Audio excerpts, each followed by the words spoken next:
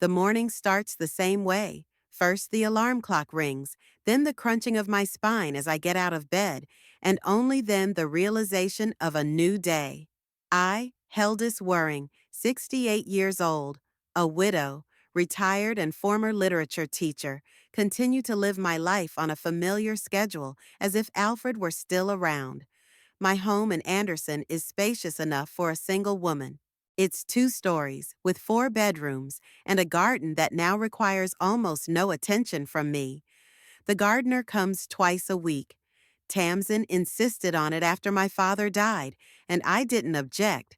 I didn't care at the time.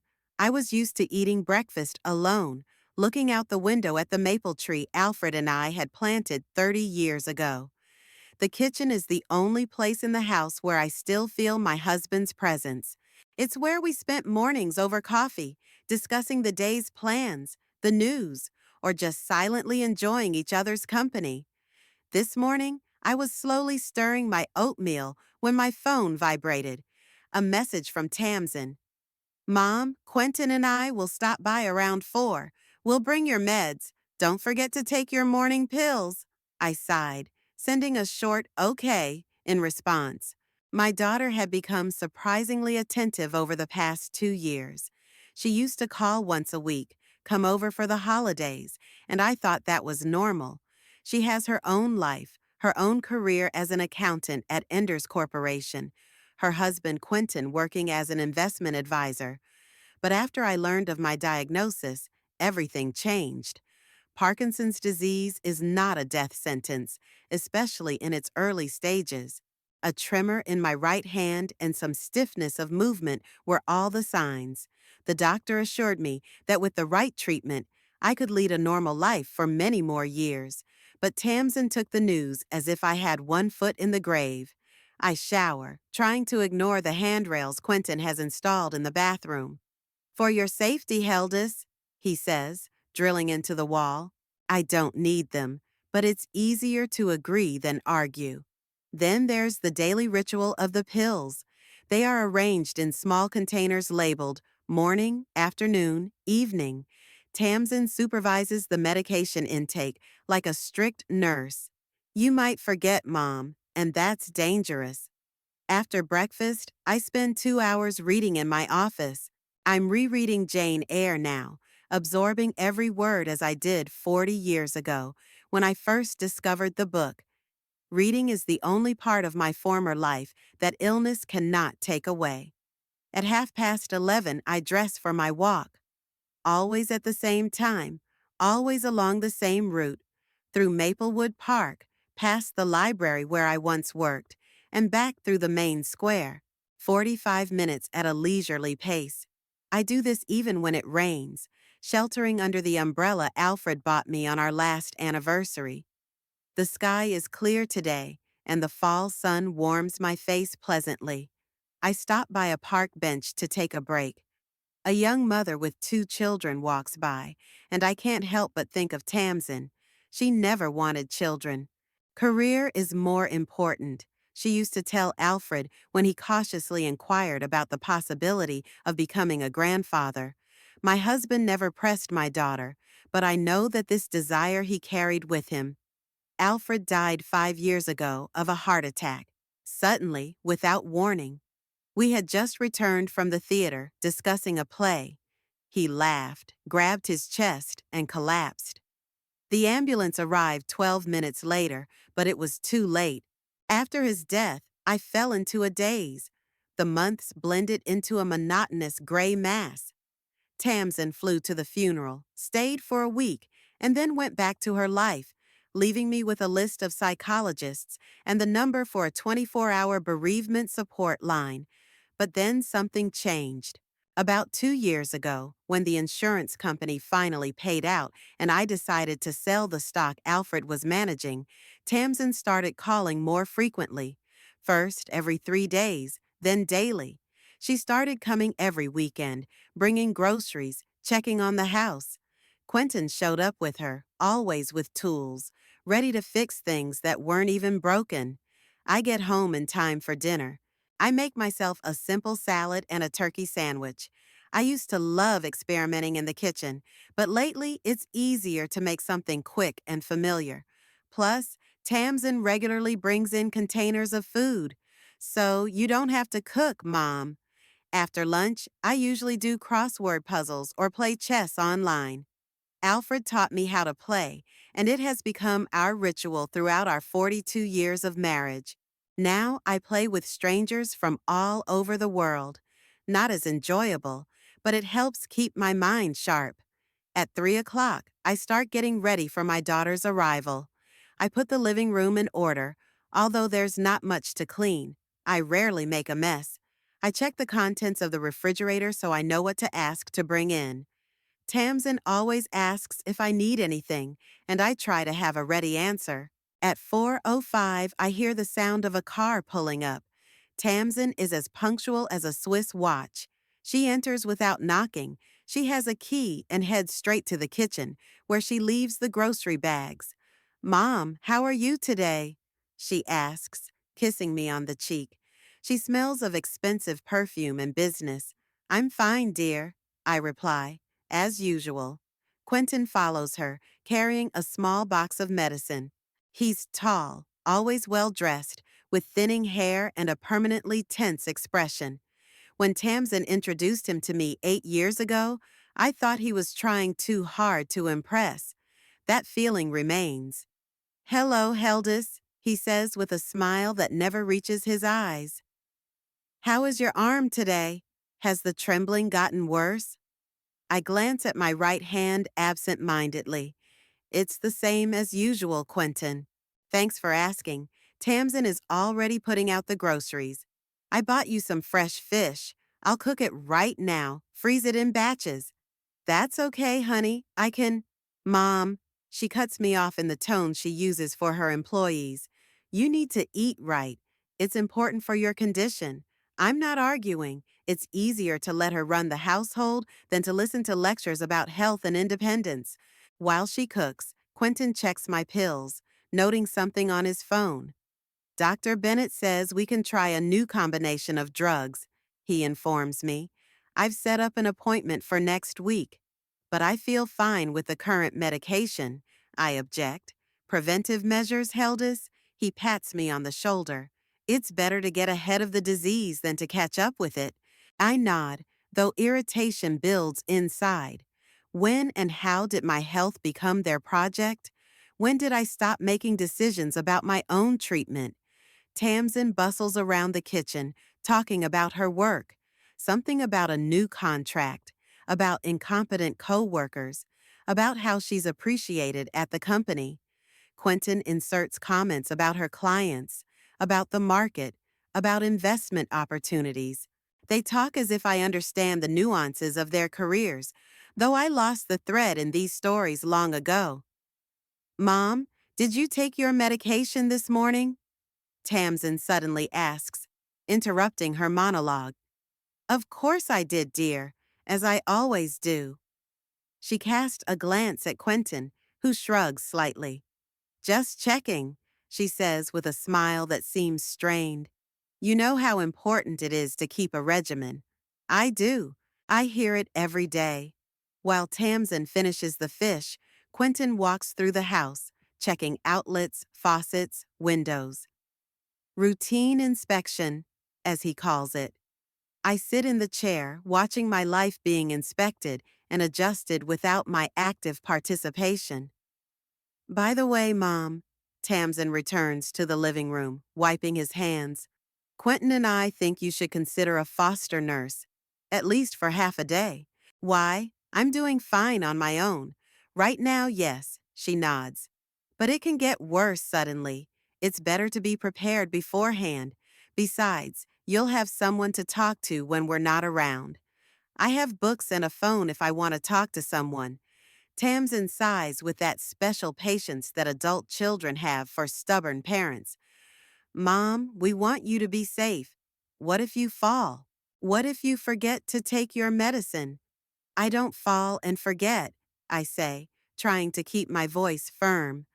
Not falling and forgetting yet, Quentin corrects me gently. But we have to look to the future. The future. They talk about it as if it's already mapped out, my progressive helplessness, their growing control. And I let it happen, agreeing to small concessions that add up to a larger dependency. I'll think about it, I say, knowing they'll come back to the subject. They always do come back. After dinner, which we eat together at the table where Alfred once sat, Tamsin checks my bills. This has become another ritual. She goes through the statements, asking about every unusual expense, suggesting ways to save money. Your pension won't last forever, Mom, she says often, even though we both know it's not about the pension. Alfred left me enough to live comfortably for the rest of my days. That's why I feel I've become my daughter's project, a project with financial gain. Before leaving, Tamsin leaves me food in the refrigerator, a medication schedule in a prominent place, and a promise to call tomorrow. Quentin says goodbye with a formal kiss on the cheek. Take care of yourself, Heldis, and don't forget your medication.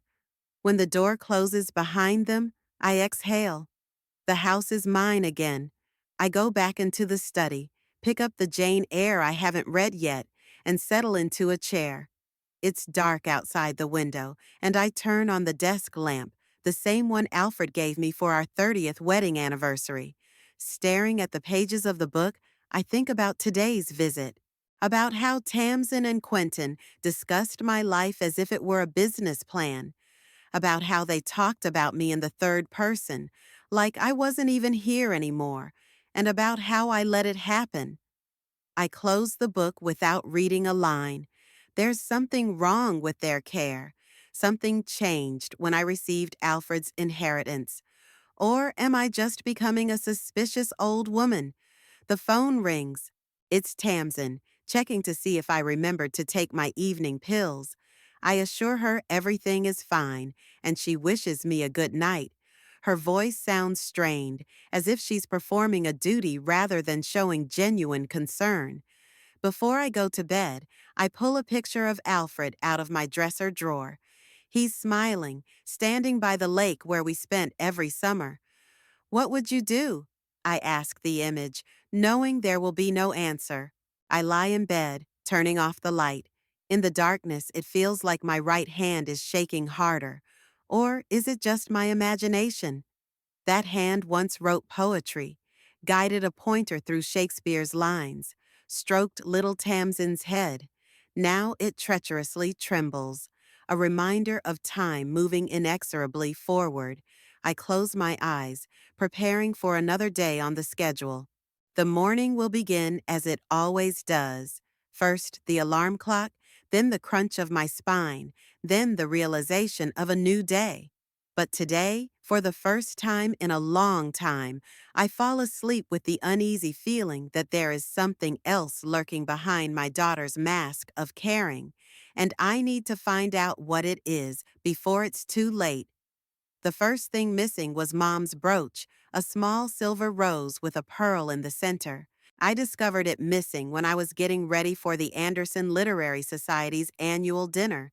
I checked all my jewelry boxes, rummaged through my dresser drawers, even looked under my bed, even though I'd last worn it at Christmas and remembered returning it to the velvet box. Weird, I mumbled, going through the other jewelry. Very strange. The brooch had no material value, but it was precious as a memory. Mom had gotten it from her mother, and she had gotten it from her mother. 4 generations of women had worn it for special occasions.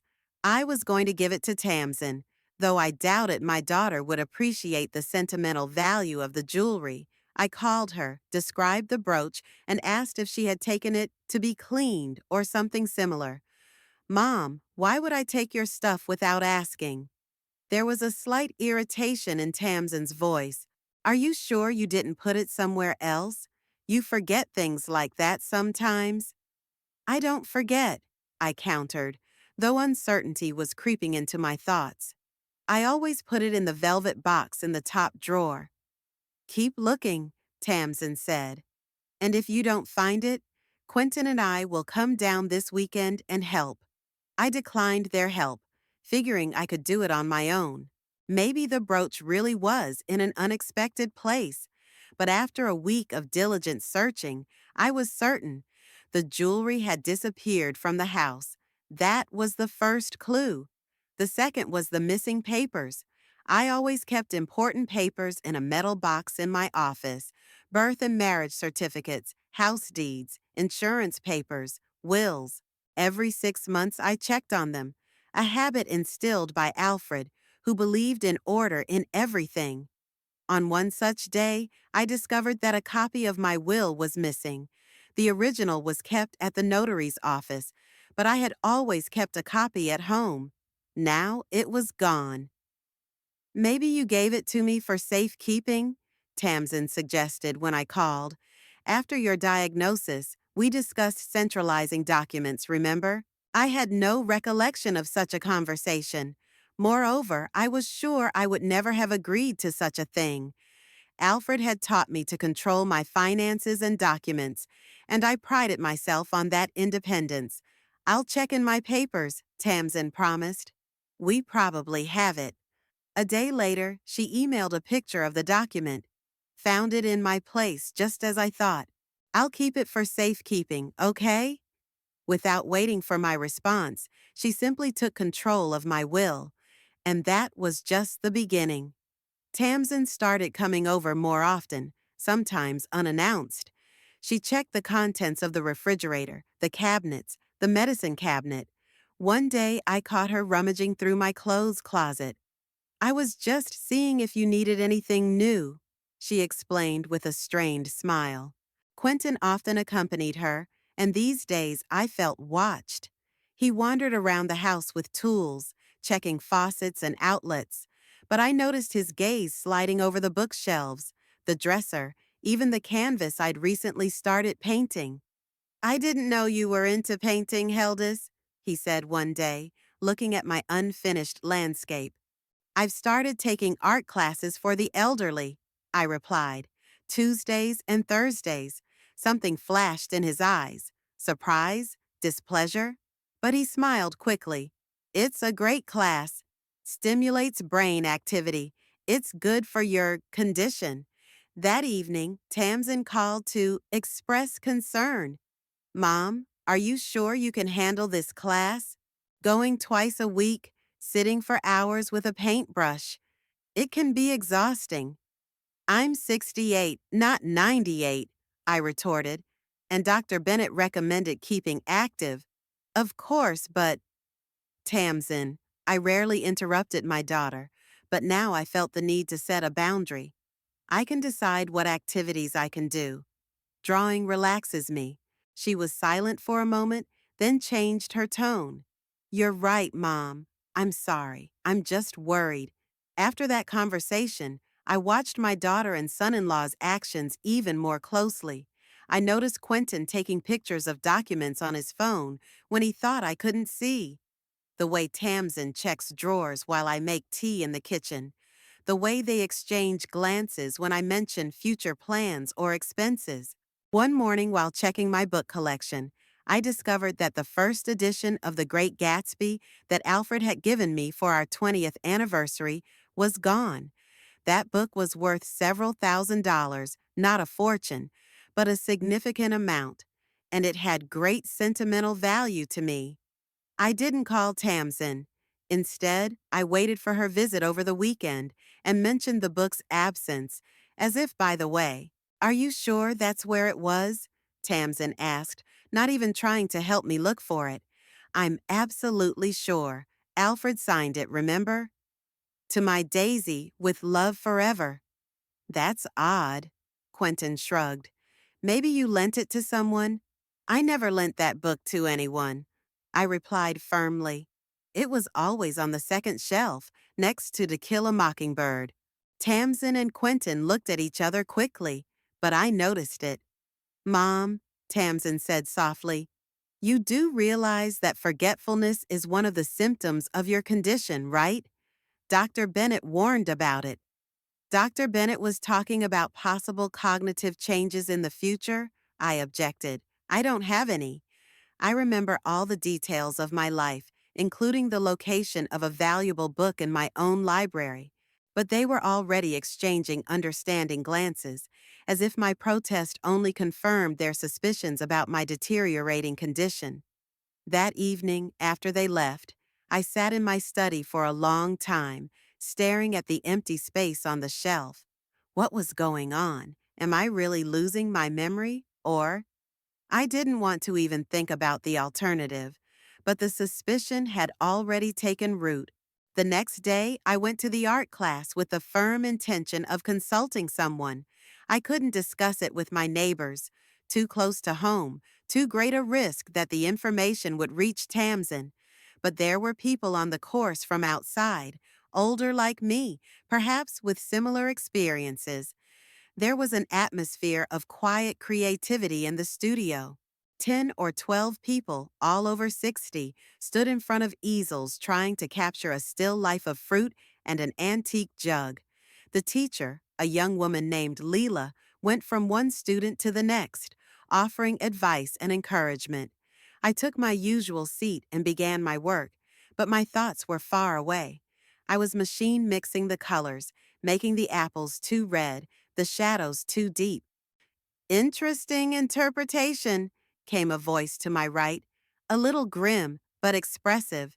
I looked up and saw a woman in her 70s with short gray hair and penetrating blue eyes. She was new. I hadn't seen her in previous classes. Dash dash, excuse me. You're painting. The woman nodded at my canvas. There's a sense of unease in it. Something bothering you? I wanted to reply with a polite phrase to get away with generalities, but instead I said, unexpectedly to myself, I think my relatives are up to something. The woman looked at me carefully, then set her easel next to mine. My name is Audrey, Audrey Holloway, and I worked as a family law attorney for 35 years before I retired.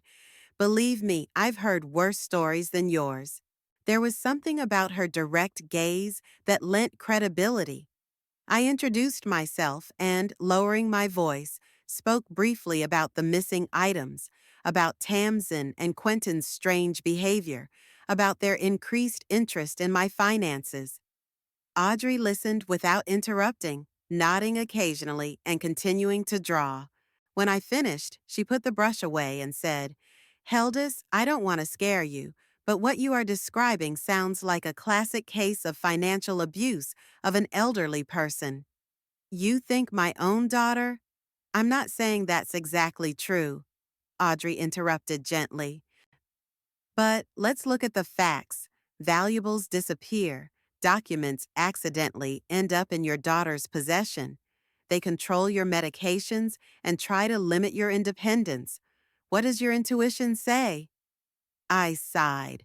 That something is wrong, but I can't believe that Tamsin. Love clouds the judgment, Audrey nodded, and we always want to think the best of our children. But sometimes, look, let's not jump to conclusions. We need to gather more information first. How? Audrey looked thoughtfully at her painting. You could install hidden cameras, but that's a last resort. Start small. Keep a diary of all the oddities. Take dated photos of valuables. Write down the serial numbers of electronics if you have them. And most importantly, check to see if they've changed your medications. Change their meds? That thought never crossed my mind. You said they control your medications. If they do have, nefarious intentions, that's a possible vector. I felt a chill run down my spine. But that would be a crime? Yes. Audrey squeezed my hand. I'm not saying they're doing it, but it's worth checking. Do you have access to your own recipes? I'm not sure, I admitted. Tamsin takes all the paperwork from the doctor. She says it's safer that way. Audrey pressed her lips together. Okay, here's what we'll do. After class, we could have coffee and discuss strategy. If you don't mind my interference, of course. I don't mind, I replied gratefully. In fact, I would really appreciate the help. The rest of the class was a blur. I moved my brush mechanically, but my mind was preoccupied with Audrey's words. Could Tamsin really? No, I couldn't even formulate that thought. After class, Audrey and I went to the little cafe across the street.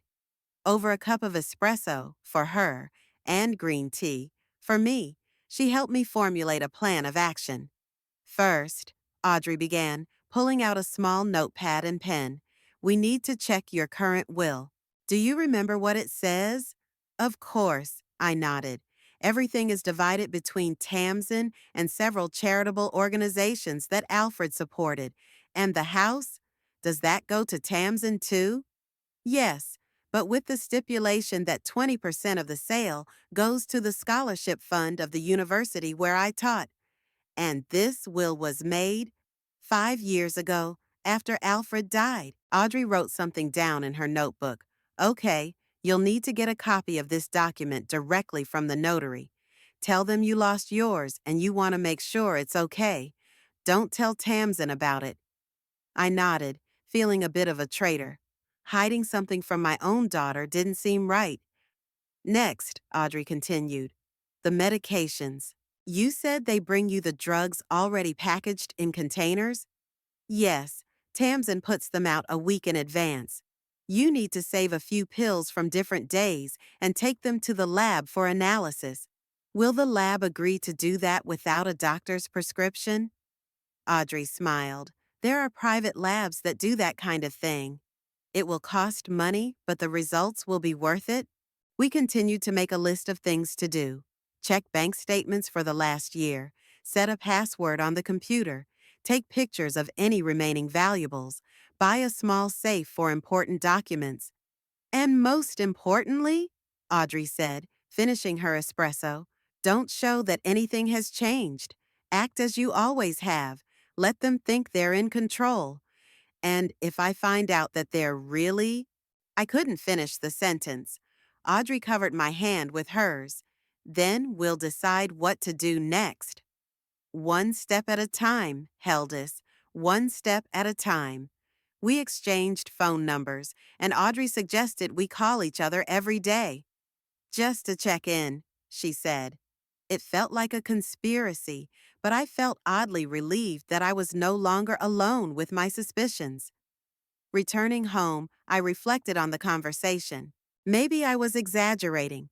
Maybe Tamsin was really just concerned for my well-being, and the missing items were the result of my forgetfulness. But deep down inside, I knew something was wrong, and now I was determined to find out what it was. At home, the first thing I did was check the medicine containers. The little white pills looked the same as usual, but now I eyed them with suspicion. I set 2 of them aside and stashed them in an old lollipop box that Tamsin never opened. Then I checked the jewelry box, took a picture of each piece of jewelry on her phone, wrote down the approximate cost and sentimental value. A pearl necklace from Alfred, gold earrings from her parents for her 18th birthday, a watch engraved "Forever Yours," the little treasures of a lifetime. In the evening, Tamsin called. She talked about work, about weekend plans. Then, as if by the way, she asked, "How's the art class going, Mom? Not too tiring?" "Not at all," I said, trying to keep my voice normal. "I met a new member today. She's a very nice woman, a former lawyer." "A lawyer?" Tamsin sounded wary. "Interesting. What did you two talk about?" "Painting, of course," I lied, feeling a prick of conscience. "Technique, colors. You know how fascinating it can be." Tamsin laughed, a little strained. I thought, "Of course, Mom. I'm glad you like it. Quentin and I will stop by tomorrow and get groceries and medicine." "I'll be waiting," I said with a smile in my voice that I didn't feel. After the conversation, I sat for a long time, looking out the window at the darkening garden. The trees Alfred had planted cast long shadows on the lawn. This house had once been filled with love and trust. Now it was a battlefield, and I didn't know exactly what or who I was fighting against. I pulled out an old photograph, Tamsin at age 5, laughing, with 2 front teeth knocked out sitting on Alfred's lap. My little girl, my daughter. Could she really have wished me harm? That night I slept badly, waking at the slightest noise. In the morning, looking at my reflection in the mirror, tired eyes, new wrinkles, gray hair, I made a decision. I will find out the truth, no matter what it takes. I will not allow myself to be victimized, not by the disease, not by my own daughter. With that thought in mind, I began preparations for Tamsin and Quentin's visit. Today, I will watch them especially closely. And with Audrey's help, I will solve this disturbing mystery before it is too late. The week after my conversation with Audrey turned into a carefully planned reconnaissance operation. I had developed a special caution. I kept my phone to myself, took notes in the ciphers Alfred had taught me when I was young, and watched Tamsin and Quentin's every move in my house. When they arrived, I pretended to be more distracted and tired than I really was, letting them think the control was entirely in their hands while I myself assembled a mosaic of little details of their behavior. Quentin was checking my email when he thought I was in the kitchen. Tamsin was taking pictures of the pages of my checkbook while I showered. On Wednesday, I got my first lab results back. Audrey had helped me find a place where I could check the composition of the pills anonymously for cash. The message from the lab tech was brief and disturbing. The pills contained the usual levodopa in a lower dosage than they should, plus an admixture of benzodiazepines. Benzodiazepines? I asked Audrey on the phone. Is that a sedative? Worse, Audrey's voice sounded strained. In combination with levodopa and in high doses, they can cause drowsiness, confusion, and breathing problems. Heldis, someone is making a helpless vegetable out of you. I sat up, feeling the room spinning slightly around me. But why? If they want me dead? Maybe not death. Audrey interrupted. Think about it logically. If you just die suddenly, there could be questions, an investigation. But if you gradually become incapacitated, if everyone sees you deteriorating from your illness, if eventually you are placed in a nursing home where you quietly fade away, it seems natural, and all the while they control your assets. Her words shook me to the core. I always thought my relationship with Tamsin was complicated but loving. Yes, she could be cold, calculating, but poisoning her own mother? I can't believe it, I whispered. I understand. Audrey sounded sympathetic. But the facts speak for themselves. We need more evidence to understand the full picture. On Thursday, I decided to act more decisively. When Tamsin and Quentin arrived with another load of medication and groceries, I discreetly turned on the recorder on my phone and left it in the living room when I went to get some rest. I actually went up the stairs, then quietly returned and stood frozen in the hallway, listening to their conversation. At first, they talked about mundane things: bills, roof repairs on their own house, vacation plans. Then Quentin lowered his voice. Did you notice a change in the last 2 weeks? She seems more detached. Yes, Tamsin replied. The new dosage is working. Dr. Reed was right. Dr. Reed? My doctor is Dr. Bennett. How much longer does he think? Quentin asked. There was a pause. I held my breath against the wall. He says at this rate, she could be completely incapacitated in 3 or 4 months. Might need institutionalization by the end of the year. Great. Quentin's voice sounded satisfied. The house is almost ours. I've already contacted the appraisers, unofficially, of course. Wait with your plans, Tamsin interrupted him with irritation. She's not that bad yet, and I'm worried about her starting to make new friends. That woman from the art class. Who cares? Quentin snorted. Everyone can see that she's getting weaker. Her hand is trembling more. She's mixing up her words. If someone suspects something wrong, we can always point out the progression of the disease. The house is almost ours, Tamsin. She'll be dead soon, and we'll finally be out of debt. I felt the room shake. My throat was dry. My heart was pounding so hard, it felt like they should have heard it pounding. She's going to die soon. My own daughter and son-in-law planned my death with a coolness I couldn't fathom. Don't say that, Tamsin said, but without real judgment in her voice. She is my mother, after all. A mother who always favored her students over you, Quentin parried. How many times have you complained to me about growing up with babysitters while she taught her precious literature? It doesn't matter now. Tamsin's voice sounded strained. I'm just saying we have to be careful. You're in too much of a hurry. In a hurry? Quentin's voice sounded angry. We've got creditors on our tail, Tamsin. I've already mortgaged everything I can. If we don't pay them in the next 6 months, we lose everything, and your mother is sitting on a fortune that could solve all our problems. I know, Tamsin replied tiredly. Just do it carefully and don't discuss it here. The walls have ears. The irony of her last words hit me like a slap in the face. I slowly, silently climbed back up the stairs, went into the bedroom, and closed the door. Then I sank down on the bed, trying to make sense of what I'd heard. My own child, my own flesh and blood. The girl I'd rocked at night, the one I'd read stories to, the one I'd given everything I could. Now she's methodically poisoned me for money.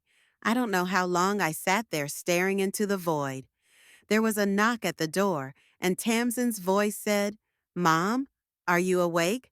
We're leaving, but we left dinner in the fridge. And don't forget to take your evening pills." Evening pills? The same ones that were slowly killing me. "Thank you, dear," I replied, surprised at how calm my voice sounded. "I'll be right down to say goodbye." I forced myself to smile as I hugged them on the doorstep, thanked them for their concern, waved as they drove away. And then I went back into the house, shaking with shock and disgust. The first thing I did was flush down the toilet all the pills they'd left behind. Then I called Audrey. "I was right," I said when she answered. "They are slowly poisoning me. I heard them talking. They're waiting for me to die so they can get the house." "Oh, Heldis." Audrey's voice was full of sympathy. "I'm so sorry. Did you record the conversation?" "Yeah, on my phone. They were talking about some Dr. Reed who's helping them, and that I'm supposed to be totally incapacitated in a few months. This is a serious offense," Audrey said. "We should go to the police," I wondered. The police, the charges, the trial, my daughter in handcuffs, headlines in the papers. "Woman tried to poison mother for inheritance." Nausea comes to my throat. "I'm not sure I'm ready for this," I admitted. "Heldis, they're trying to kill you," Audrey reminded me. Slowly but surely. "I know," I whispered. "But she's still my daughter. I can't just send her to prison. Then what do you want to do?" I stared out the window at the garden Alfred and I had spent decades creating, at the house where I planned to spend the rest of my days, the life my own daughter and son-in-law were trying to take from me. "I want to teach them a lesson," I said slowly, "one they would never forget." I spent the night sleepless, pacing the house that had suddenly become a battlefield. Every picture of Tamsin on the walls, every reminder of our past seemed like a mockery now. At 3 in the morning, I took them all down and put them away in a box in the basement. By dawn, I had a plan formed. Not just defense, revenge.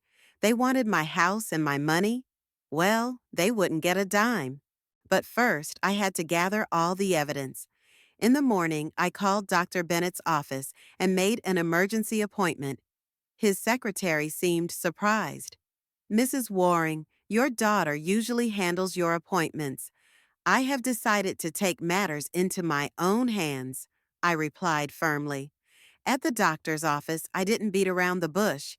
"Dr. Bennett, have you prescribed me any benzodiazepines?" He raised his eyebrows in surprise. "No, of course not. With your Parkinson's, that would be counterproductive. Do you know Dr. Reed?" Dr. Bennett frowned. "Frederick Reed. He specializes in palliative care. As far as I know, he's in private practice. Why do you ask? I took a deep breath and told him everything. About the switch, about the conversation I'd overheard, about the gradual deterioration of my condition, which I now realized was not caused by illness, but by deliberate poisoning. Dr. Bennett listened with increasing horror. Mrs. Waring, these are extremely serious allegations. Do you have proof? I showed him the results of the pill analysis and the tape of the conversation. As he listened, his face turned pale. I have to report this to the authorities, he said. It's a criminal offense. I know, I replied. But before you do that, I need your help. By lunchtime, I had a detailed report of my actual medical condition, stable with minimal symptoms, the right medication in the right dosage, and Dr. Bennett's promise to remain silent for a few more days until I put my plan into action. The next stop was the office of my notary, Mr. Phelps, an elderly gentleman who had handled our family's affairs while Alfred was still alive. Mrs. Waring, what a pleasant surprise, he said, inviting me into his office. What can I do for you? I need to check my current will, I said, and maybe make some changes. Mr. Phelps pulled out a file folder. Sure. The latest version is dated 5 years ago, after Mr. Waring's death.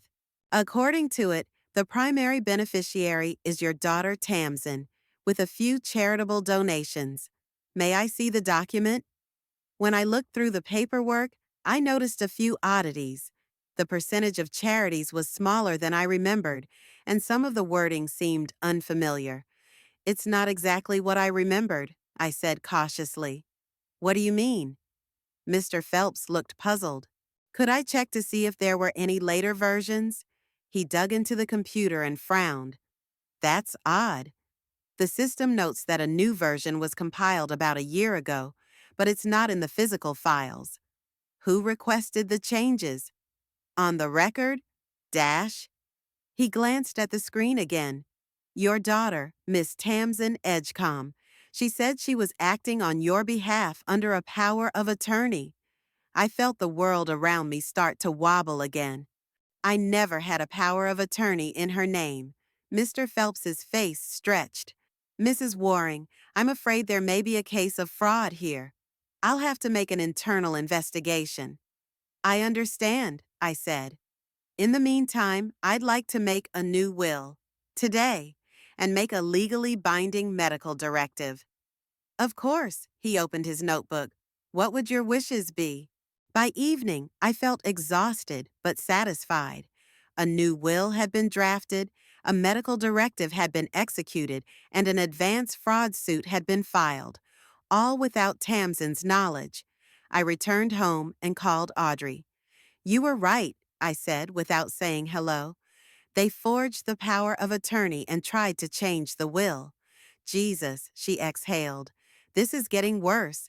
Heldis, you have to go to the police. I will, I promised. But first I want to make sure they don't get anything. Not the house, not the money, nothing. And how do you plan to do that? I'm not entirely sure yet, I admitted. But it's a start. A new will has been drawn up. Now I need to protect myself from their further attempts at manipulation. Stay with me, Audrey suggested. At least for a few days until we have a full plan. I thought about it. Leaving the house would mean admitting defeat. No, I'd stay and fight. Thank you, but I'll stay here. This is my home. I won't let them force me out of it. Then I'll come to you, Audrey said firmly. Tonight. Don't argue. You shouldn't be alone after everything you've learned. I didn't mind. Having someone I could trust seemed like a blessing now.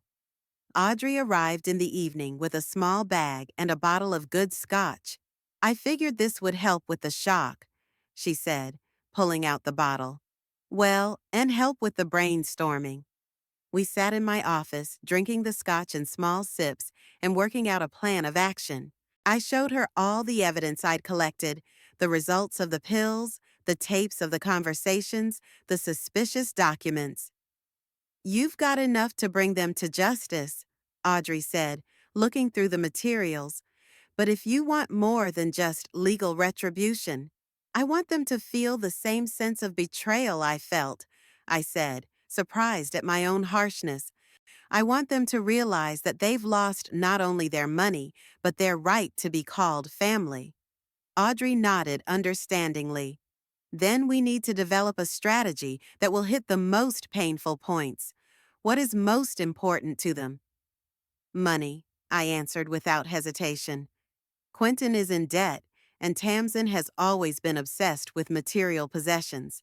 The house was their main goal. It's worth about $1 million in its current condition.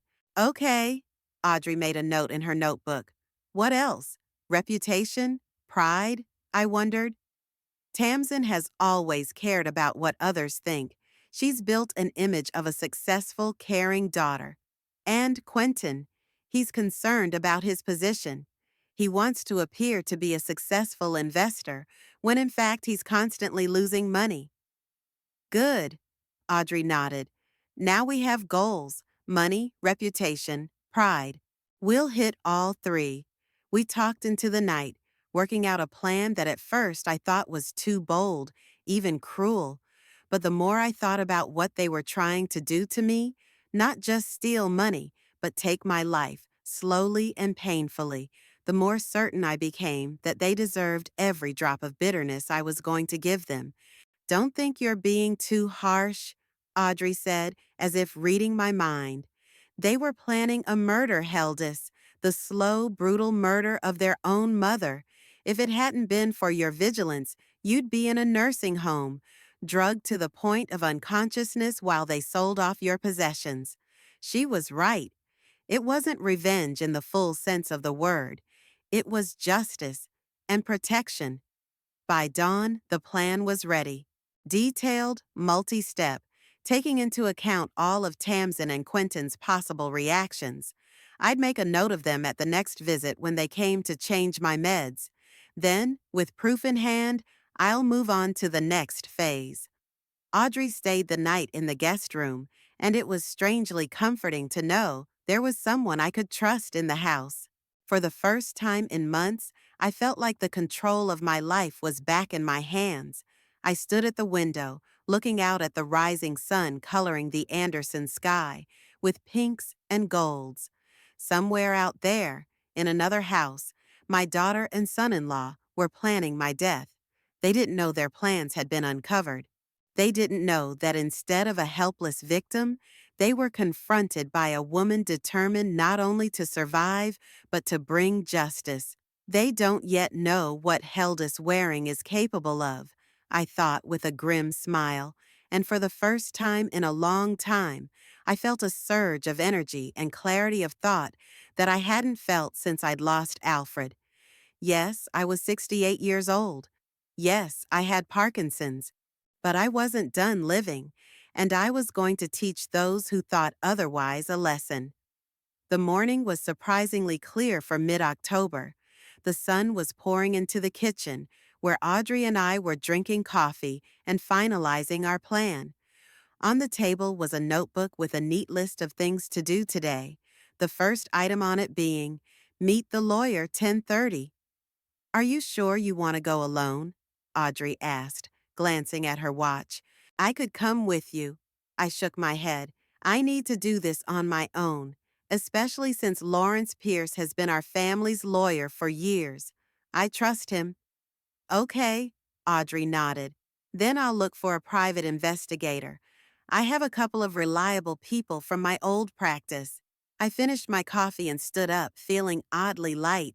After a night of sleeplessness and shock, I expected to feel defeated, but instead I felt a surge of energy and determination. Lawrence Pierce's office was located in an old mansion in downtown Anderson, a 20-minute drive from my house. I'd chosen a cab instead of my car.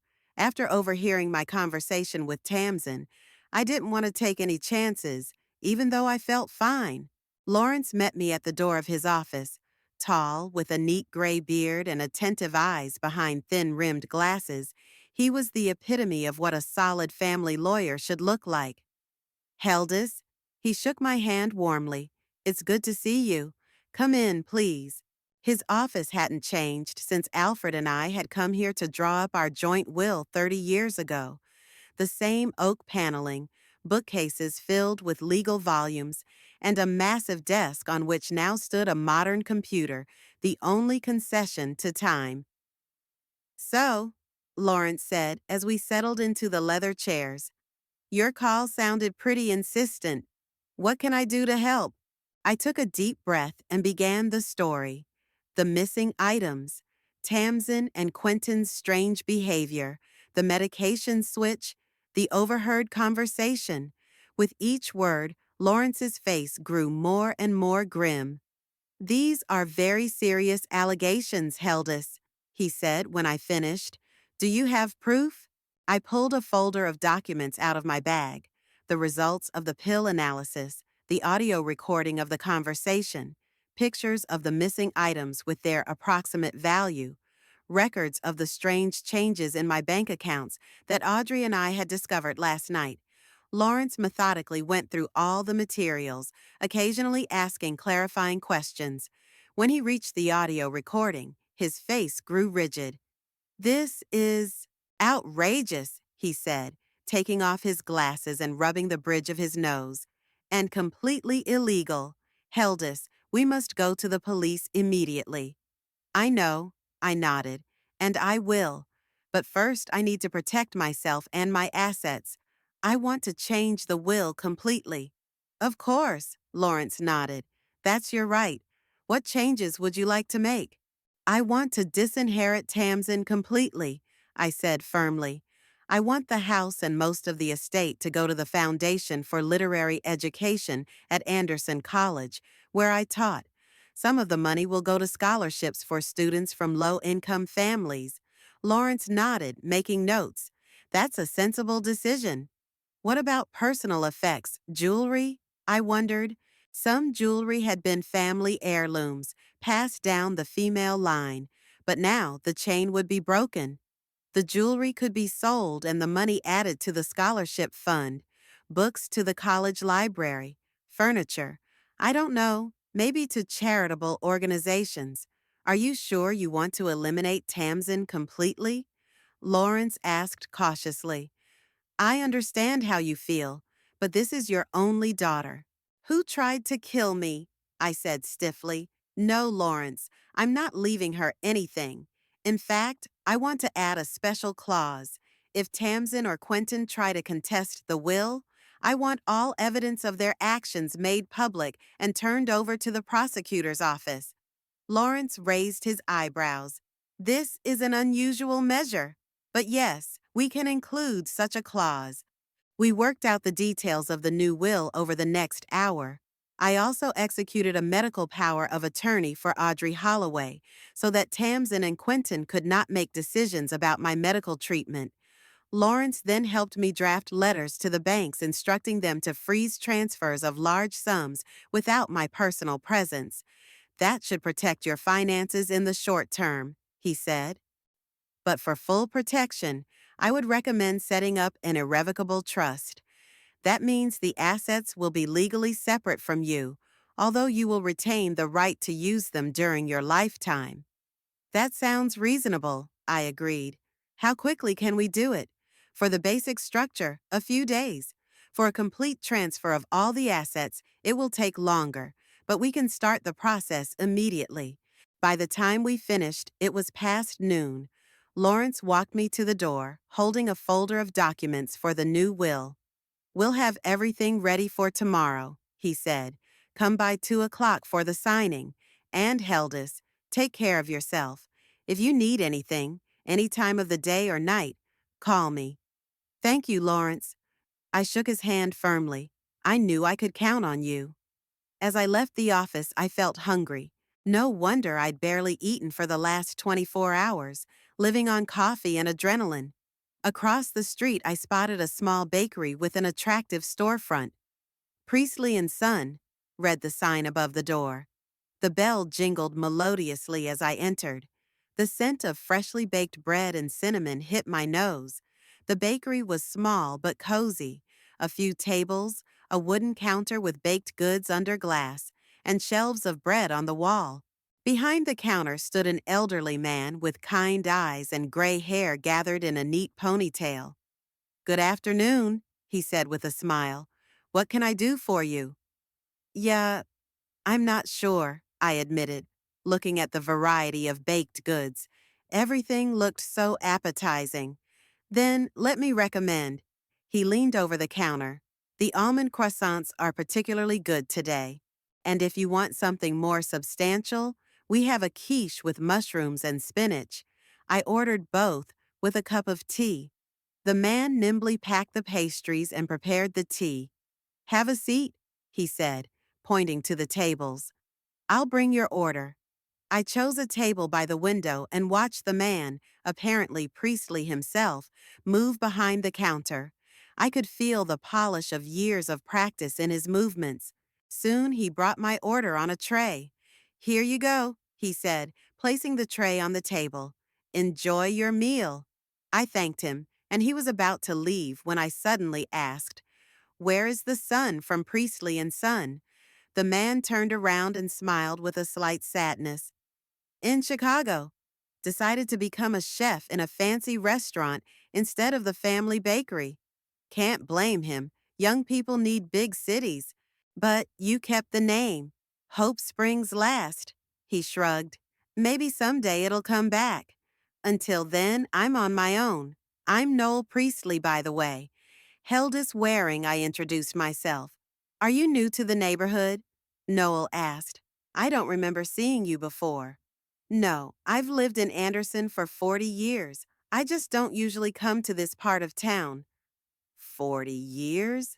Then I'm the new guy." He laughed. "Moved here 15 years ago from Portland. New customers entered the bakery, and Noel excused himself to serve them. I took up my meal, watching him out of the corner of my eye. There was something soothing about the way he worked, methodical, with a smile for each customer, with obvious pleasure in his work. The quiche was delicious, with a crispy crust and juicy filling. The croissant melted in my mouth, leaving an almond aftertaste. I didn't realize how hungry I was until I had eaten every last crumb. Noel returned to my table as the flow of customers subsided. "How did you like it?" "Excellent," I replied sincerely. "Best pastries I've had in a long time." "Glad to hear it," he smiled. "Would you like dessert? It's on the house." I wanted to say no calories, cholesterol, and all. But then I thought, why not? After everything that had happened, I deserved a little joy. "I'd love to," I said. "What do you recommend?" "Lemon cream tartlets, fresh out of the oven," he said proudly. "My grandmother's secret recipe." Soon he returned with a small tartlet decorated with a thin slice of lemon. The dessert was the perfect combination of sweet and sour, with a touch of vanilla. "It's delicious," I said, taking a sip of tea. "Your grandmother was a brilliant pastry chef." "She was my inspiration," Noel nodded, taking a seat at my table. The bakery was empty again, and he allowed himself a brief pause. "What do you do, if it's no secret?" "I'm a former literature professor at Anderson College," I replied. "Retired now. Literature." His eyes lit up. "I'm a big fan of the classics, especially Dickens." "You are?" I was pleasantly surprised. "And what is your favorite work?" "Our mutual friend," he answered without hesitation. "An underrated piece." We plunged into a conversation about literature, and I was surprised to find that Noel was a well-read and insightful conversationalist. He talked about books with the same passion with which he must have created his baked goods. The time passed quickly, and I looked at my watch and realized, oh my God, it's almost 3 o'clock. "I have to go." "Come again," Noel said as I paid for my lunch. "I'm happy to have new regulars, especially those who can keep up a conversation about Dickens." "I will," I promised, surprised at how easy that sounded. Just yesterday, the thought of making new acquaintances had seemed far away, but today was different. today was different. As I left the bakery, I called Audrey. "How's the detective search going?" "I found the perfect candidate," she said. "Malcolm Reed, ex-cop, specializes in family cases. He can meet with us tonight." "Where are you now?" I told him about my meeting with Lawrence and the surprise lunch at the bakery. "Priestley and Son?" Audrey interjected. "I know the place. Is the owner a handsome, gray-haired gentleman?" "Yes," I confirmed. "Noel Priestley. We had a nice talk." "Hmm," Audrey said with a smile. "Not a bad choice, Heldis." "It was just a conversation," I countered, feeling myself blush. "Nothing more." "Sure, sure, sure." Audrey was clearly enjoying herself. "So, you're going home? I'll be there in an hour with our detective." At home, the first thing I did was check my phone. 3 missed calls from Tamsin and a message. "Mom, you're not answering. Are you okay? We'll pick you up tonight." I replied briefly, "I'm fine. Been busy. No need to come over tonight. I have guests." A few seconds later, the phone rang. Tamsin. "What kind of guests?" she asked without greeting. "You didn't say you were expecting someone." "A friend from art class," I answered calmly. "We're discussing a project. Mom, are you sure it's a good idea? You've looked tired lately, and guests can be tiring." "I feel fine, Tamsin," I said firmly. "In fact, better than I have in months." There was a pause. Then Tamsin said with ill-concealed irritation, "Good. But I'll still come back tomorrow to check on your meds. You don't forget to take them, do you?" "Of course not, dear," I lied. "See you tomorrow." I hung up the phone, feeling a mixture of anger and bitterness. How easily she'd used caring as a tool of control. How cleverly she'd manipulated my feelings. But it wouldn't work anymore. Audrey arrived exactly an hour later, and with her was a sturdily built middle-aged man with attentive eyes and close-cropped hair. "Heldis, meet Malcolm Reed," she introduced him. "The best private investigator in the state." "Mrs. Holloway exaggerates," Malcolm said with a slight smile, shaking my hand. "But I'm really good at what I do." We settled into my office, and I repeated the story for Malcolm, showing the same evidence I'd shown Lawrence that morning. The detective listened attentively, occasionally making notes in a small notebook. "So," he said when I finished, "if I understand correctly, you need further evidence of your daughter and son-in-law's actions for possible prosecution?" "Yes," I confirmed, "and a defense against their further attempts." Malcolm nodded. "I can help with both points. First, we need to set up surveillance on their home and places of work. Check their finances. By legal means, of course. Find this Dr. Reed and find out what his role is. And I'd recommend installing hidden cameras here in the house." "Cameras?" I frowned. "Is that legal?" "In your own home? Absolutely." Malcolm nodded. "Small, discreet, with the data transmitted to a secure server. That way we can document any of their activities here." "That makes sense," Audrey agreed, "especially since they keep coming in and changing your meds." I hesitated. Installing cameras felt like such an intrusive. But then I remembered their conversation, their plans for me, and the hesitation faded. "Okay," I said. "When can you install them?" "Tomorrow while you're away," Malcolm answered. "Mrs. Holloway said you have a painting class?" "Yes, from 11 to 1 o'clock." "That's fine. I'll be there at 11:30, and I'll be finished by the time you get back. I'll also start gathering information about your daughter and son-in-law's financial situation. From what I overheard, they're in serious debt, and that may be a clue to their motives." We discussed the details: where to set up the cameras, what areas should be monitored, how I would access the recordings. Malcolm proved to be a seasoned professional, anticipating all the details. "As for payment," he began. "Don't worry about that," I interrupted. "Whatever it costs, I can afford it, and it's worth it for my safety." After Malcolm left, Audrey and I sat down at the kitchen table.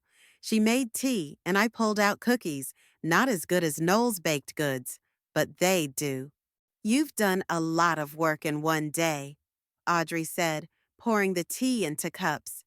A new will, a detective, even a new acquaintance. All thanks to you. I squeezed her hand. I don't know what I would have done without your support. It's nothing, she dismissed me. You're stronger than you think. Now, tell me more about this baker. Is he single? I couldn't help laughing. Audrey, I'm 68 years old, and I have Parkinson's disease. I'm hardly the type for romantic adventures. Nonsense, she waved her hand. 68 is the new 48, and Parkinson's, with the right treatment, won't stop you from enjoying life. So he's single? A widower, I admitted.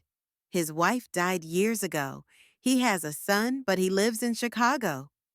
See, Audrey said triumphantly. Fate. You're both single, both intelligent, both love literature. I think it's a sign. A sign that you're an incorrigible romantic. I shook my head, but without irritation. There was something refreshing about Audrey's optimism, her faith in new beginnings, even at our age. We spent the evening working out a plan for tomorrow.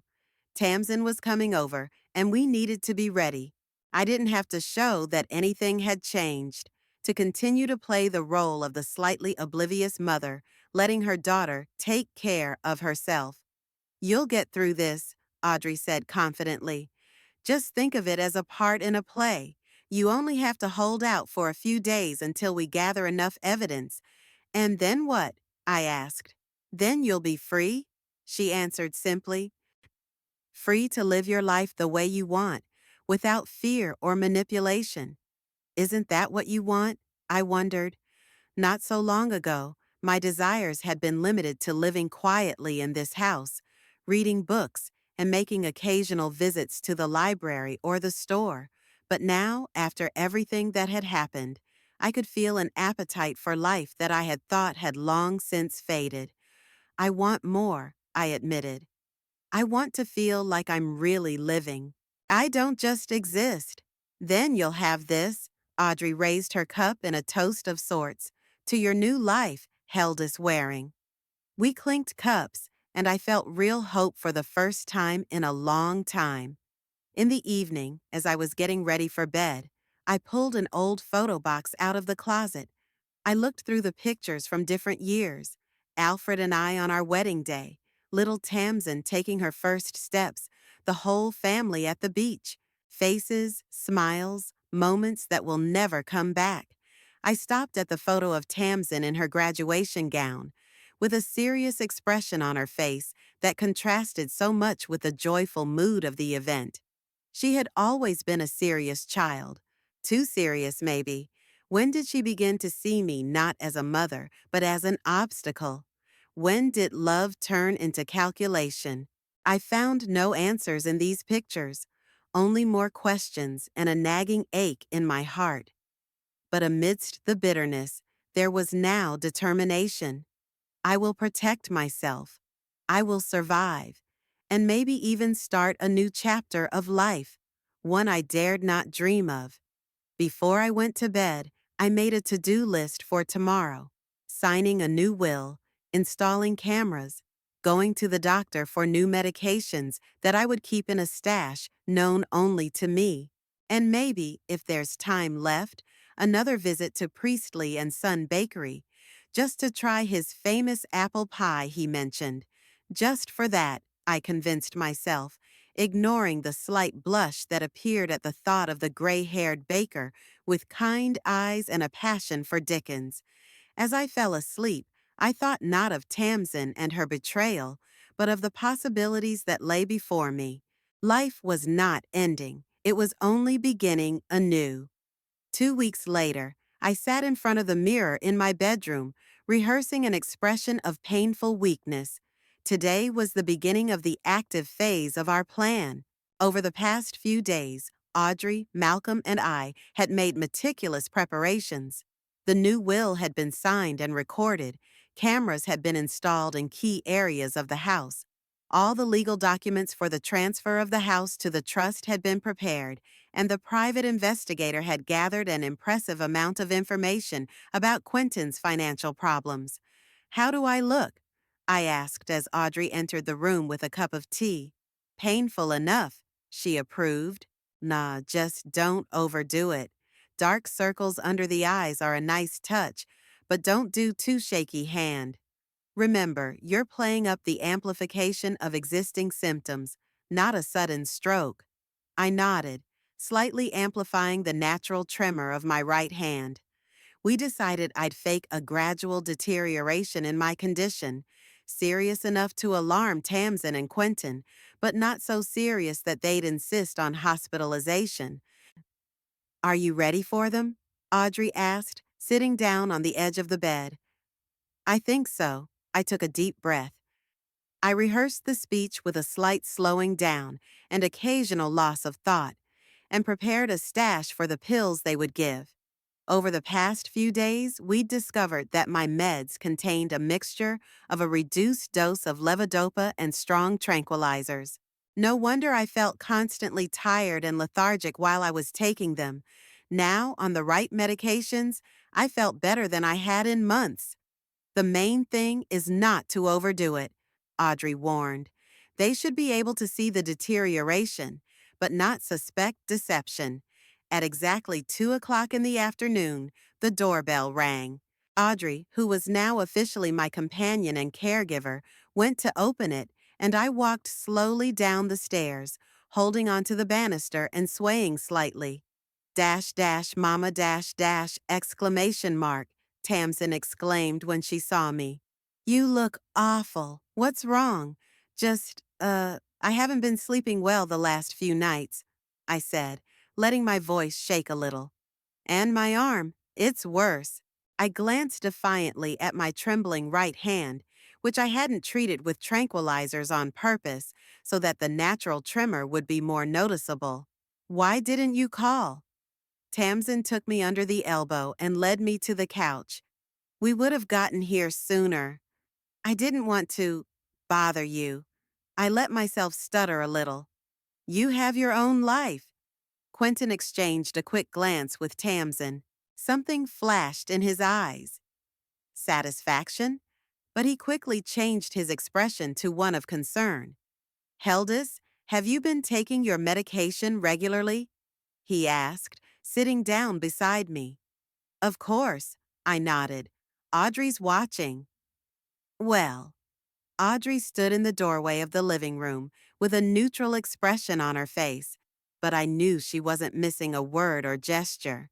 "Hello, Mrs. Holloway." Quentin said hello with fake cordiality. "How nice of you to help our Heldis. But perhaps she needs more qualified help?" "I was a lawyer, Mr. Edgecombe, not a nurse, if that's what you mean," Audrey replied calmly. "But I'm keeping a close eye on Heldis's medications and general condition. If she needs medical attention, I'll be the first to suggest that she see a specialist." Of course," Quentin agreed hastily. "I'm just worried." "We're all worried," Audrey emphasized. Tamsin returned from the kitchen with a glass of water and a new batch of pills. "Here, Mom, you need to take these." The doctor prescribed a stronger dose. I took the pills with a trembling hand, nearly scattering them. Audrey came over quickly, helping me. "Let me help you, Heldis." She brought the glass to my lips, and I discreetly hid the pills in my palm, pretending to swallow them. "Thank you, honey," I mumbled, leaning back against the couch cushions with an expression of extreme fatigue. "Mom?" Tamsin sat down next to me, taking my hand. "Quentin and I think you should consider moving in with us. Or maybe to a nice senior center where you'll have constant medical care." "No," I shook my head, putting all the determination I could into the gesture. "My home here. But you can't live alone like this." Tamsin sounded annoyed, which she quickly disguised as concern. "It's dangerous." "She's not alone," Audrey interjected. "I'm here most of the time." And we've hired an au pair who comes in daily. It was true, one of Malcolm's recommendations to increase my safety. Still, Quentin insisted, the house is too big for an older woman. Maintenance, taxes, repairs, it all takes effort and expense. Don't worry about that, Mr. Edgecombe, Audrey replied coldly. Heldis's finances are fine. I'm helping her with the asset management, and we've got everything covered. I saw Quentin's shoulders tense. He clearly hadn't expected anyone to be in control of my finances other than he and Tamsin. You, manage Heldis's assets? He asked cautiously. In a way, Audrey answered evasively. Let's just say I make sure no one takes advantage of her vulnerable position. Tamsin and Quentin exchanged glances again. I could almost hear their thoughts. This Holloway could be trouble. Well, Tamsin said with a strained smile, we just want what's best for Mom. But if you're so sure, absolutely, Audrey confirmed. The rest of the visit passed in a tense atmosphere. Tamsin tried to get details about my health, finances, and new arrangements, while Audrey skillfully avoided direct answers. I played the part of the weakening woman, occasionally losing the thread of conversation and complaining of exhaustion. When they finally left, Audrey and I looked at each other and exhaled at the same time. You were great, she said, helping me up from the couch. A real actress. And you're an indestructible advocate. I squeezed her hand gratefully. Did you see their faces when you mentioned controlling the finances? Oh, yes. Audrey grinned. Quentin almost choked on his own tongue. But that's just the beginning. Let's go check the security tapes. I'm sure they discussed something while you were out of the room. We went up to my office, where a hidden monitor was set up to view the camera footage. Malcolm had taught us how to use the system, and we quickly found the right moment. When I left the living room, ostensibly to use the restroom, and Tamsin and Quentin were alone. Things are moving faster than we thought, Quentin said in a whisper. She's much worse than she was a week ago. That's what worries me, Tamsin replied. Too rapid a deterioration could arouse suspicion. What difference does it make? Quentin shrugged his shoulders. Everyone knows she has Parkinson's. No one would be surprised by a sudden crisis. I'm more worried about this Holloway. Tamsin glanced around nervously, making sure we weren't nearby. She knows something about Mom's finances. We need to move faster. I agree, Quentin nodded. I'll contact Dr. Reed tomorrow. We need to up the dosage, and we need a new plan for the house. If she refuses to move, we'll have to look at other options. I came back into the room, and they stopped talking. Those bastards, Audrey snarled. Do you want to send that tape to Malcolm? Sure, I nodded. Let him add it to the rest of the evidence, and now we had a lot to do. The next few days passed in feverish activity. The morning after Tamsin's visit, I met with Lawrence Pierce to sign the paperwork to transfer the house to the Anderson College Literary Foundation Trust, with the stipulation that I live in it for life. It was a complicated legal maneuver, but Lawrence handled it flawlessly. Now neither Tamsin nor Quentin can claim the house, even if they try to contest your will, he explained, handing me a folder of papers. The house is no longer legally yours, although you retain all rights of occupancy and use. After my meeting with Lawrence, I went to the barber shop. It was a spontaneous idea from the day before. If I was starting a new life, why not start with a new haircut? 2 hours later, I barely recognized the woman in the mirror. My hair was cut short into a stylish bob with soft waves, and the silver-gray color was enlivened with light golden strands.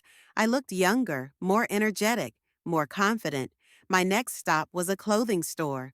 I decided to update my closet, to get rid of the shapeless cardigans and baggy skirts I had been wearing for the past few years. With the help of a patient consultant, I picked out a few elegant pantsuits, a pair of jeans, some bright blouses, and even a dress for special occasions. When I returned home with the shopping bags, I found Audrey in the kitchen preparing dinner. "Oh my God," she exclaimed when she saw me. "You look amazing. What happened to your hair?" I decided it was time for a change, I smiled, running my hand through it. "Do you like it? Do you like it? I love it." Audrey walked around me, looking at me from every angle. "You look 15 years younger.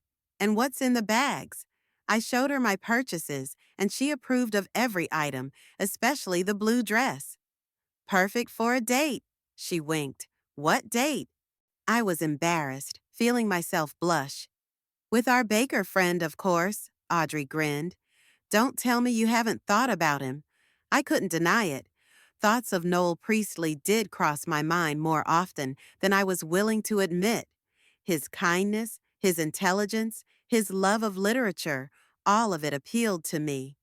But after 40 years of marriage to Alfred and 5 years of widowhood, the very thought of a new relationship seemed strange.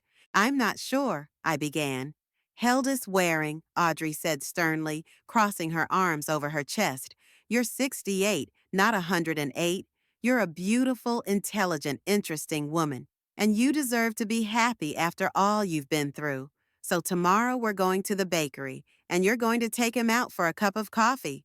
Or I'll do it for you." I laughed, giving up. "Okay, okay, I'll think about it. But right now, we have more important things to do." The next morning, I decided to take Audrey's advice and went to Priestley and Son Bakery. I wore one of my new outfits, a dark green pantsuit, which Audrey assured me was a perfect match for my eye color. Noel was just putting fresh croissants in the window when I walked in. He looked up and froze for a moment, not recognizing me with my new haircut. "Heldis?" he finally said. "Is that you? You look amazing." "Thank you." I smiled, feeling strangely excited. I decided to change my image a little. "It's definitely for the better." He smiled back, and I could see the wrinkles gathering around his eyes, the sign of someone who smiled a lot. "What can I treat you to tonight?" "I was hoping to try that apple pie you told me about last time," I said. "If it's still available, of course." "Always for you." Noel pulled a round pie with a perfect golden crust from under the glass display case. "Have a seat, and I'll get you a slice and some tea." We talked for almost an hour, going from topic to topic, from books to music, from travel to philosophy. Noel turned out to be a very interesting conversationalist with a broad outlook and a subtle sense of humor. I couldn't remember the last time I had spoken so freely and easily with a man. When it was time to leave, I summoned up all my courage. "Noel, I was thinking, maybe you'd like to have dinner sometime. At a real restaurant, not a bakery." His eyes widened in surprise, and then he smiled broadly. "I'd love to, Heldis. I have Sunday off. If you're free." "Sunday is perfect." I smiled, feeling my heart beat a little faster than usual. We exchanged phone numbers, and Noel walked me to the door. "See you Sunday," he said, shaking my hand lightly. "See you Sunday," I echoed. Coming home, I felt strangely light, as if I'd lifted an invisible weight off my shoulders. At 68, I had a date. Alfred would be pleased, I thought. He always said he wanted me to be happy if anything happened to him. At home, Audrey greeted me eagerly. "Well, how'd it go?" "I have a date on Sunday," I announced, not hiding my smile. "I knew it," she exclaimed triumphantly. "I have an unmistakable instinct for such things. Where will you go?" "We haven't decided yet." I hung my coat in the closet. "But I have time to think about it. In the meantime, what's the latest from Malcolm?" Audrey's face turned serious. He called. "There's something important. Tamsin and Quentin met with Dr. Reed last night. Malcolm couldn't overhear the conversation, but he took some pictures. And judging by the facial expressions, the conversation was intense. I nodded, feeling the cheerful mood from my meeting with Noel give way to anxiety. They're getting ready for something. We need to accelerate our plan. Over the next few days, we completed the final preparations. I met with the leadership of the Literary Education Foundation to discuss the details of the house transfer. I updated the medical records, drawing up a formal order to keep certain doctors, including Dr. Reed, from making decisions about my treatment. Malcolm installed additional cameras and a panic button system linked directly to the police. On Saturday, we had a final rehearsal of the deterioration of the condition. I had to look bad enough for Tamsin and Quentin to believe their plan was working, but not bad enough for them to insist on hospitalization. On Sunday morning, Tamsin called to let me know that she and Quentin would stop by in the afternoon to check on me. I agreed, feigning weakness in my voice, and then called Noel back to reschedule our date for the evening. I stood at the window, watching the first guests pull up to the house. The sun was shining brightly, as if nature approved of my plans. Today was the day of truth, the day when the masks would be torn off and the truth would come out. Nervous? Audrey asked, approaching me with a cup of tea. Strangely, no, I answered, accepting the cup. I feel relieved, like I was finally letting go of a heavy weight. I was dressed in a new navy blue suit, hair styled, makeup light but noticeable. No sign of deteriorating. Today, I wanted to look strong and confident. Last night's date with Noel had gone great. We had dinner at a cozy Italian restaurant, talking about books, music, travel. He told me about his plans to expand his bakery. I shared my dreams of traveling to Europe. At the end of the evening, he walked me home and, saying goodbye, kissed me gently on the cheek. It was an innocent gesture, but it made my heart flutter like it had when I was young. "They're here," Audrey said, looking up the driveway. Tamsin and Quentin's car pulled up in front of the house. It's time for the show to begin. I took a deep breath and headed for the door. Tamsin looked worried as she entered the house. Her anxiety only increased when she saw me, trim, elegant, and clear-eyed.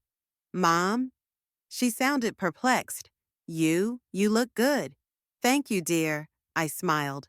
"Today really is a good day." Quentin looked around the living room, noticing the changes. New pictures on the walls, none with Tamsin, fresh flowers, a bottle of champagne and an ice bucket on the table. "What's going on, Heldis?" he asked, trying to keep his tone friendly. "Your call sounded disturbing. You were talking about important news." "I did," I nodded. "But let's wait for the others." "The others?" Tamsin tensed. "Who did you invite?" At that moment, the doorbell rang. Audrey let Lawrence Pierce and Dr. Bennett in. A few minutes later, Malcolm Reed arrived, followed by, to my surprise, Noel Priestley. "I hope you don't mind," he whispered as I met him at the door. "Audrey called, said you might need some support." I squeezed his hand gratefully. Noel's presence really did give me strength. When everyone was gathered in the living room, Tamsin looked confused. "Mom, what's going on? Why are all these people here?"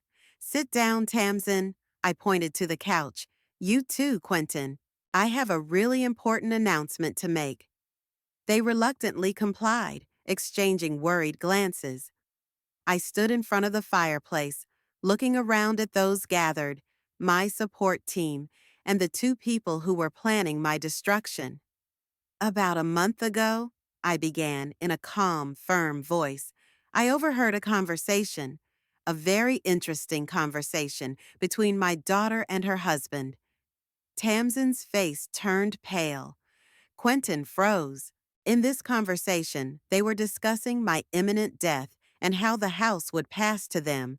I continued, keeping my eyes on their faces. Quentin said, and I quote, "The house is almost ours, Tamsin. She'll be dead soon, and we'll finally be out of debt." "Mom, this is some kind of misunderstanding." Tamsin tried to stand up, but Audrey gestured for her to stop. "Please let Heldis finish." she said firmly. After that conversation, I started noticing strange things. I continued as if there was no interruption. Valuable items were going missing. My medications were causing strange symptoms. I was feeling worse and worse, even though my illness shouldn't have progressed so quickly. I paused, watching Quentin nervously adjust his tie. With the help of my friends, I nodded toward Audrey and Malcolm. I decided to do a little investigating, and the results have been impressive. I nodded to Malcolm, and he pulled out a laptop, opening it on the coffee table. A recording popped up on the screen. Tamsin and Quentin in my living room, talking about the dose increase and the new house plan. "That's illegal," Quentin exclaimed, jumping up from his seat. "You had no right to install cameras. In my own home, I have every right to whatever security measures I want," I replied calmly, "especially under the circumstances." Malcolm showed the next video Tamsin rummaging through my jewelry closet, carefully wrapping my mother's brooch and a first edition of The Great Gatsby in a scarf. It's, I was just putting them away somewhere safe," Tamsin whispered, but her voice shook. "And these?" Malcolm asked, showing a picture of Quentin meeting with a man in a medical coat. "Dr. Reed," and handing him an envelope. "That's enough," I said, raising my hand. "I think the picture is clear. But let me summarize.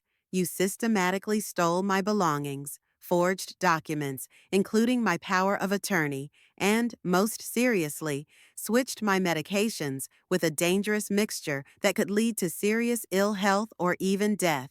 I looked at Dr. Bennett, and he nodded, confirming my words.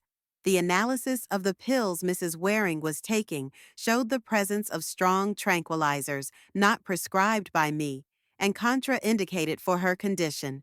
Long-term use of such a combination could lead to severe cognitive impairment and even death. There was a heavy silence in the room. Tamsin sat with her head down. Quentin looked like he was looking for ways to escape. "Why?" I asked, turning to my daughter. "Does money mean more to you than your own mother's life?"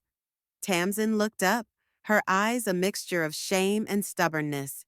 "You never understood what it was like to live in the shadows, always in the background. Your students, your books, your research, always more important than me.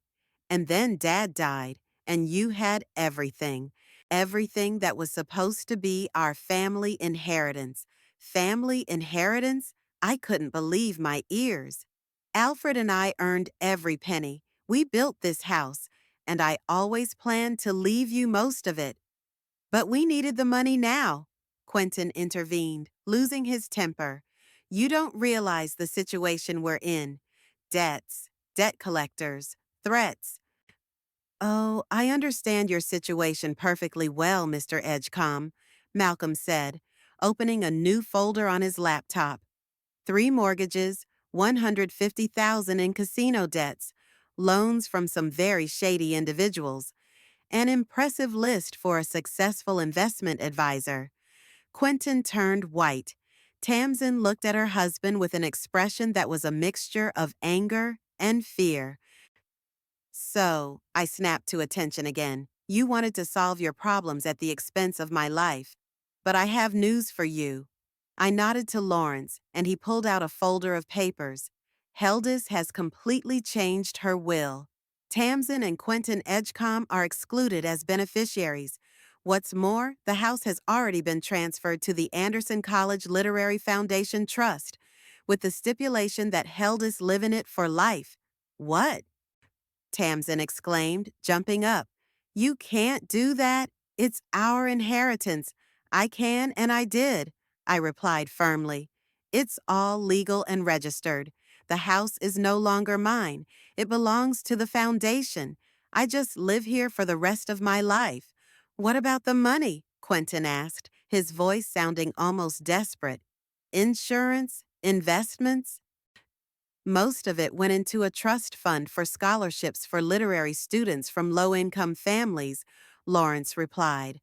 The rest went to Heldis's life support and he paused, looking at me. And for traveling, I finished for him. You see, I've always wanted to see the world.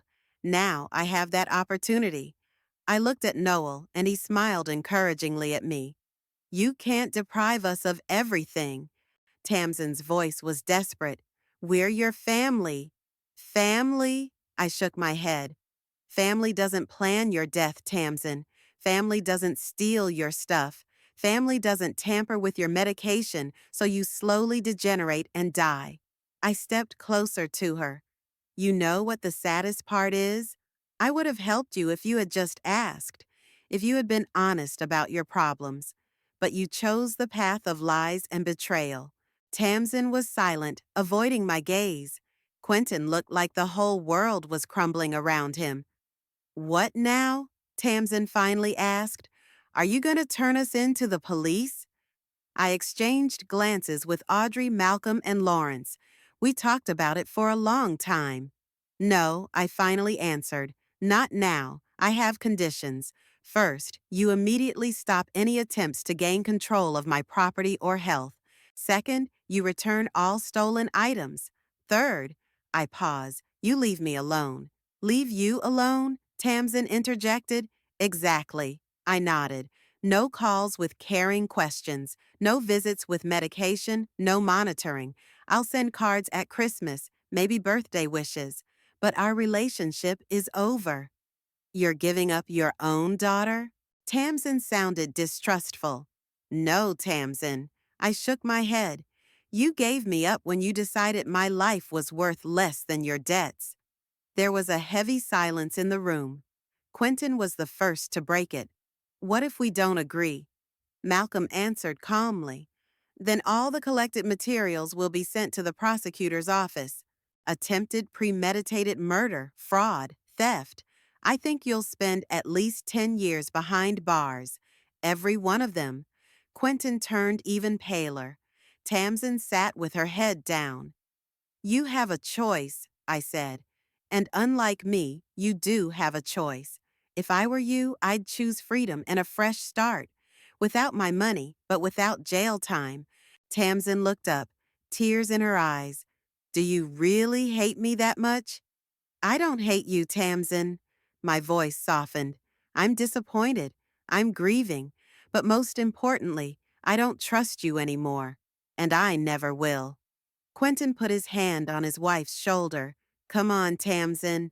There's nothing for us to do here. They walked slowly upstairs. At the threshold, Tamsin turned around. You're going to regret this, Mom. Someday you'll be alone, with no one to take care of you. I smiled, looking around the room. My new friends, Noel. I'm not alone anymore, Tamsin, and I never will be. The door closed behind them, and I felt the tension I'd been holding back finally let go. I sank into the chair, feeling a strange mixture of relief and sadness. Audrey walked over to me, squeezing my hand. You were great. I agree. Lawrence nodded. Very dignified. A lot of people wouldn't have been able to resist revenge. That was revenge, I replied quietly.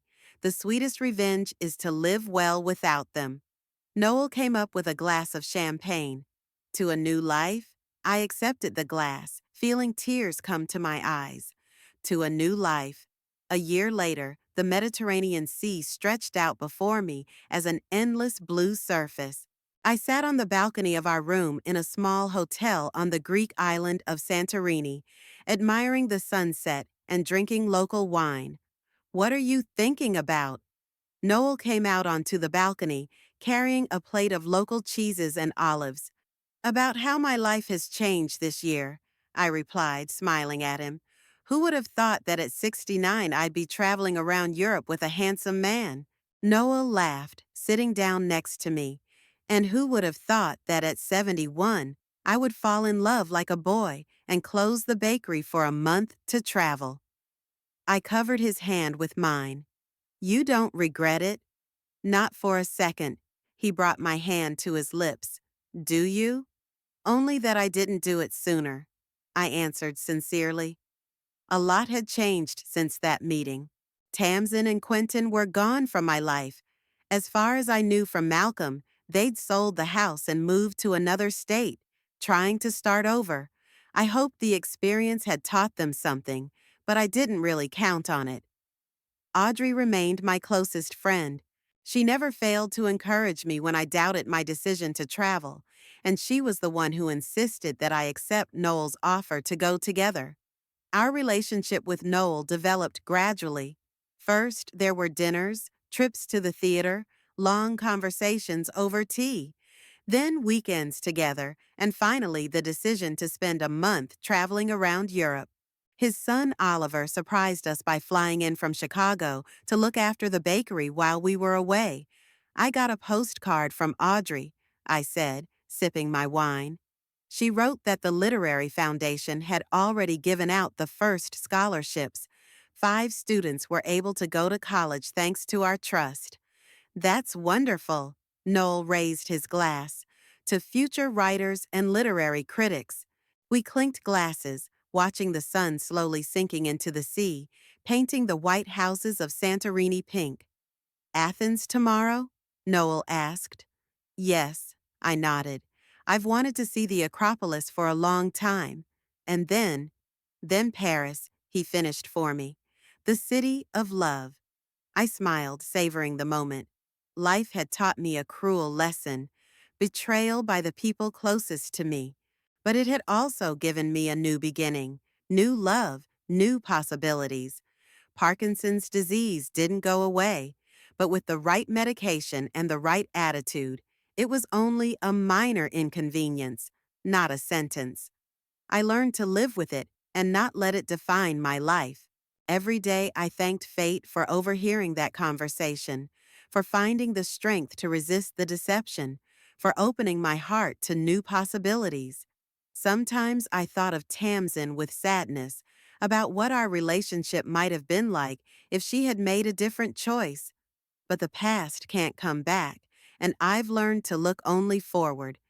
What are you thinking about again? Noel asked, noticing my blank stare. About how revenge is a dish that isn't just served cold, I smiled. Sometimes the best revenge is just a good life. Noel put his arm around my shoulders, and we watched in silence as the last rays of the sun disappeared over the horizon, giving way to the stars. There was a new day ahead, and new adventures, and for the first time in a long time, I was looking forward to tomorrow.